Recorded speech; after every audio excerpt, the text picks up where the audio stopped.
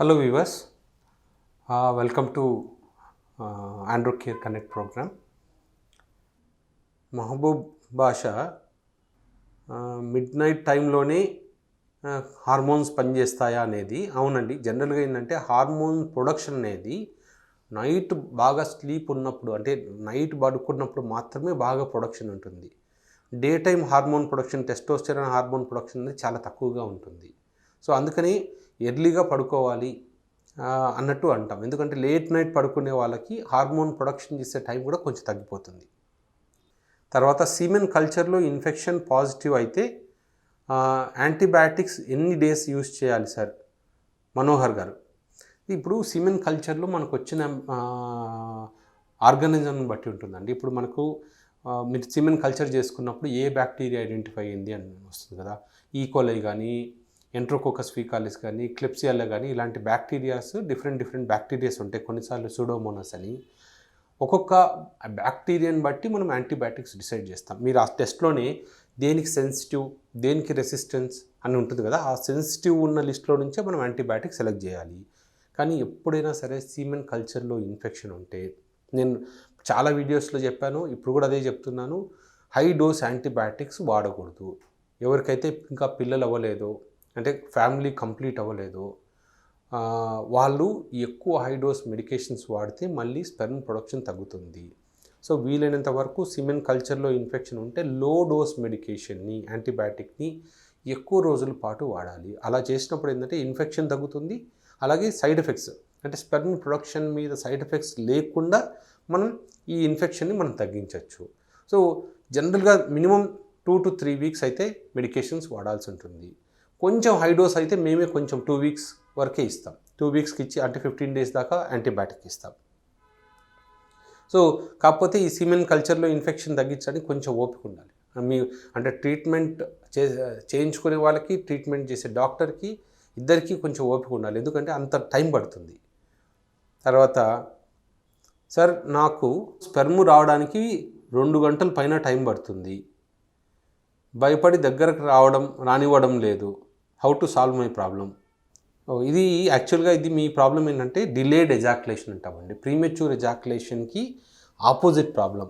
అంటే చాలామందికి 90% పీపుల్కి ప్రీమెచ్యూర్ ఎజాక్యులేషన్ ఉంటుంది, మీకు యాక్చువల్గా ఆపోజిట్ ఉంది, డిలేడ్ ఎజాక్యులేషన్. ఈ డిలేడ్ ఎజాక్యులేషన్ కూడా ఒక్కొక్కసారి, అంటే మెయిన్ రీజన్ అంటే కొన్నిసార్లు సైకలాజికల్ ఇష్యూస్ ఉండొచ్చు, అంటే బ్రెయిన్లో ఏవైతే కెమికల్ రియాక్షన్స్ ఉంటాయో వాటి వల్ల ఉండొచ్చు. మూడోది, ఈవెన్ ప్రాస్టేట్ ఇన్ఫెక్షన్లో, సెమినల్ వెసికల్ ఇన్ఫెక్షన్ ఉంటే ఈ ప్రాబ్లం రాదు. ఓన్లీ ప్రాస్టేట్లో ఇన్ఫెక్షన్ ఉన్నప్పుడు కొన్నిసార్లు ఎజాక్యులేషన్ అనేది డిలే అవుతుంది. సో ఒకసారి మీరు టెస్ట్ చేయించుకోవాల్సి వస్తుంది. బట్ దీనికి కూడా ట్రీట్మెంట్ అయితే ఉంది, డిలేడ్ ఎజాక్యులేషన్కి భయపడాల్సిన అవసరం లేదు. తర్వాత, గుడ్ మార్నింగ్ సార్, నా ఏజ్ 27 years, ఈడీ ప్రాబ్లం ఉంది, పినేల్ డాప్లర్లో ఆర్టీరోజెనిక్ ఇన్సఫిషియన్సీ ఉంది, షాక్ వేవ్ థెరపీ తీసుకుంటే నా ప్రాబ్లం కంప్లీట్గా తగ్గుతుందా? Vitamin D, vitamin B12 deficiency ఉంది. సో మీకు మెయిన్ ఈ ప్రాబ్లం రావడానికి ఏంటంటే ఇంత, అంటే పిఎస్వీస్ తక్కువ ఉన్నాయి, అంటే 30 కన్నా తక్కువే ఉన్నాయి, 23 అలా ఉంది. సో డెఫినెట్గా మీకు లోపల ఉన్న బ్లడ్ వెజల్స్లోనే ప్రాబ్లం ఉంది. సో మనకు ఉన్నవే 3 ఆప్షన్స్. ఒకవేళ మెడిసిన్స్ పనిచేస్తుంటే మెడిసిన్స్ వాడచ్చు, కానీ ఇటువంటి కేసుల్లో, అంటే ఆల్రెడీ బ్లడ్ వెజల్ డ్యామేజ్ ఉన్న కేసుల్లో మెడికేషన్స్ పనిచేసే ఛాన్స్ ఓన్లీ 30%. సో మీకు ఎదర్ షాక్ వేవ్ థెరపీ అయినా తీసుకోవాలి, లేదా ఇంప్లాంట్ కన్నా వెళ్ళాలి. కానీ ఒకటి గుర్తుపెట్టుకోండి, మీరు ఒకవేళ షాక్ వేవ్ థెరపీ తీసుకుంటే ఖచ్చితంగా పనిచేస్తుంది, అంటే దాని సక్సెస్ రేట్ మీకు 70 to 80% ఉంటుంది. కానీ మీరు గుర్తుపెట్టుకోవాల్సింది ఏంటంటే, ఇప్పుడు మీకు vitamin D, vitamin B12 deficiency ఉంది కదా. చాలామంది ఏం చేస్తారంటే, మేము షాక్ వేవ్ థెరపీ ఇచ్చినప్పుడు అవన్నీ కంట్రోల్ చేసుకుంటారు. మళ్ళీ కొద్ది రోజులు అన్ని ఎరెక్షన్స్ బాగా రాగానే మళ్ళీ వాళ్ళ లైఫ్ స్టైల్, అంటే స్మోకింగ్ ఉన్న వాళ్ళు స్మోకింగ్, ఆల్కహాల్, మళ్ళీ వైటమిన్ డి, B12 గురించి అసలు మర్చిపోతారు. సో అవన్నీ మీరు మెయింటైన్ చేసుకున్నంత వరకు జనరలీ ఎరెక్షన్స్ బాగుంటాయి. సో షాక్ వేవ్ థెరపీ తీసుకున్నప్పుడు కొత్త బ్లడ్ వెజల్స్ ఏవైతే ఫామ్ అవుతాయో అవి కూడా వాటిని కూడా మనం కాపాడుకోవాలి. అంటే వాటిని మళ్ళీ డ్యామేజ్ అవ్వకుండా చూసుకోవాలంటే మీరు ఈ వైటమిన్ డి, B12ని అప్పుడప్పుడు మీ ఫ్యామిలీ డాక్టర్తో చెక్ చేయించుకొని దానికి డెఫిషియన్సీ ఉంటే మీరు మందులు వాడాలి.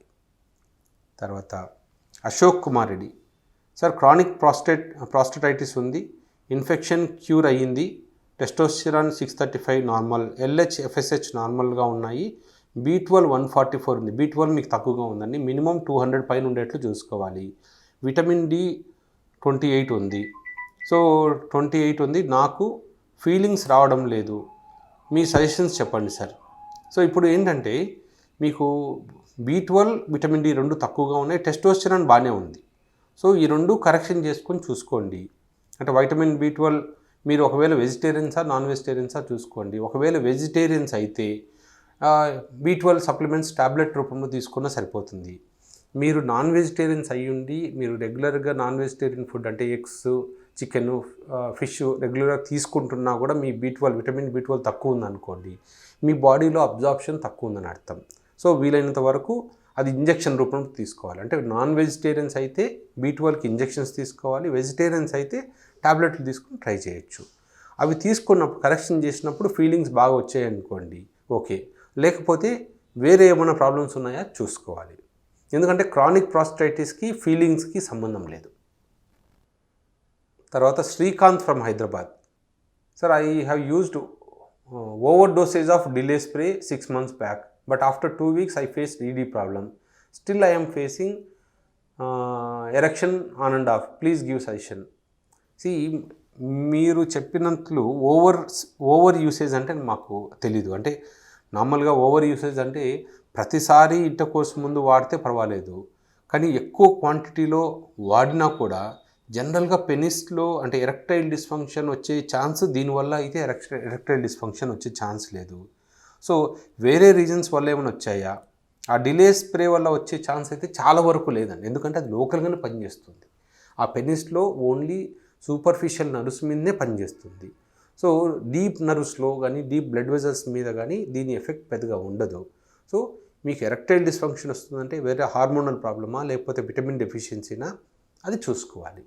తర్వాత సిరికొండ రాజయ్య, నాకు ఈ మధ్యనే అంగం మీదికి వంగింది సార్. సో మీ ఏజ్ ఎంత అండి? ఇప్పుడు జనరల్గా ఏంటంటే ఇది ఏజ్ ఎంత, ఈ మధ్యనే బెండ్ అయింది అంటే అది పెరోనిస్ డిసీజ్ అయి ఉండొచ్చు. అంటే ఇట్లా అంగంని టచ్ చేసి చూసుకోండి, లోపల ఏదైనా గడ్డల్లాగా తెలుస్తున్నాయి అంటే గట్టిగా అట్లా పట్టుకున్నప్పుడు అంటే అది పెరోనిస్ డిసీజే. దానికి ఒకసారి దగ్గరలో ఉన్న యూరాలజిస్ట్ని సంప్రదిస్తే వాళ్ళు దానికి మెడికేషన్స్ ఇస్తారు, లేదా అపాయింట్మెంట్ తీసుకొని మమ్మల్ని కలవండి, మీ ఇష్టం. అయితే ఒకవేళ ఇమ్మీడియట్గా అయితే అక్కడే మీ ఊర్లోనే ఎవరైతే యూరాలజిస్ట్ ఉన్నారో వాళ్ళని ఒకసారి కలవండి. సో ఒకవేళ ఏదైనా నేను మిస్ చేసినంటే మీ క్వశ్చన్కి ఆన్సర్ రాకపోతే మళ్ళీ ఫ్రెష్గా పోస్ట్ చేయండి, నేను నెక్స్ట్ వీక్ కవర్ చేస్తాను. Thank you.